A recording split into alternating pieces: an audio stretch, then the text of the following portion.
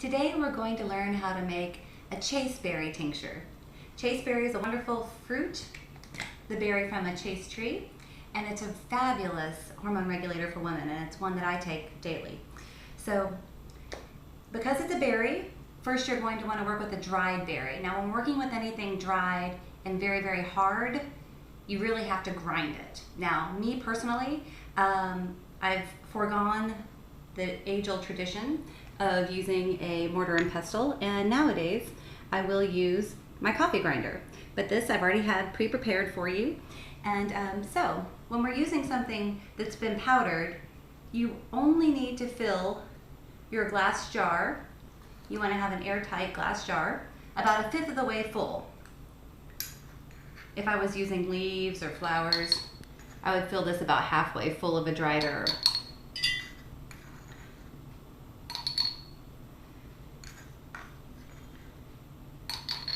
For any ladies who have never tried Chaste Berry, also known as Vitex, I highly recommend it, especially if you're getting into your mid-30s. All kinds of premenopausal, menopausal, and postmenopausal symptoms can be alleviated with this. So once you have your dried herb in, you're going to add your menstruum. And in this case, we're using a grain alcohol menstruum, an 80 proof vodka. Vodka is one of the best extractors.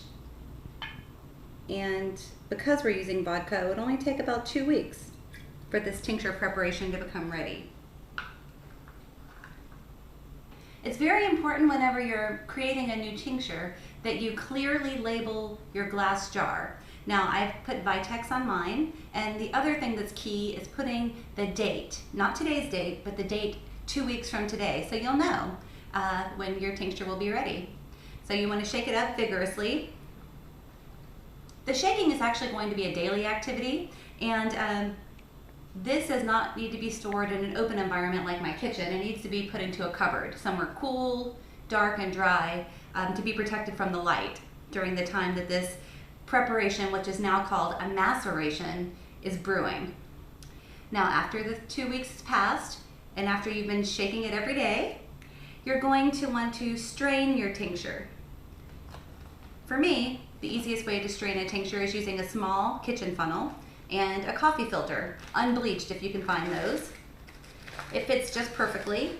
And then you're going to strain it into an amber colored or cobalt blue colored tincture bottle. The dark coloring is going to help protect your tincture from the sunlight, and it'll actually make it last for up to 3 years.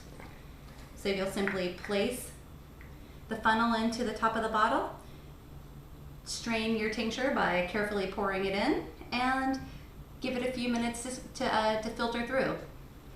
Once your tincture is in the bottle, you're going to either want to use a rubber topped dropper, or what I'm going to use today. It's a single drop dropper, works easy, and especially if you're not used to taking tinctures, it's a great way to be able to count as many drops as you're putting in. This will only have 1 drop come out at a time, whereas this will have about 20 to 30 drops coming out at a time. Now, for taking Vitex, it is something that you would take twice a day,